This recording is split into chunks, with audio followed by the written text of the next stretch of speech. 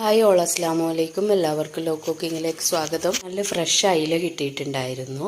അതൊക്കെ കട്ട് ചെയ്തെടുത്ത് കഴുകി വൃത്തിയാക്കി എടുത്തിട്ടുണ്ട്.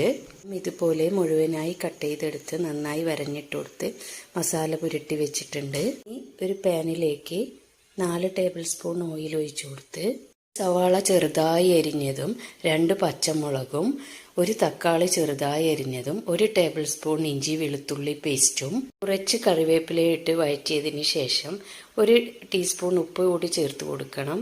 ഇനി 2 ടേബിൾ സ്പൂണോളം മുളക് പൊടിയും 1 നാരങ്ങ വലിപ്പത്തിലുള്ള വാളൻ പുളി കുതിർത്ത് വെച്ച വെള്ളവും 1/4 കപ്പ് കുതിർത്ത് വെച്ച വെള്ളം ഇതിലേക്ക് ഒഴിച്ചു കൊടുത്ത് നന്നായി ഒന്ന് എണ്ണ തെളിഞ്ഞ് വരുമ്പോൾ വരഞ്ഞിട്ട് കൊടുത്ത മീൻ ചേർത്ത് കൊടുക്കാം.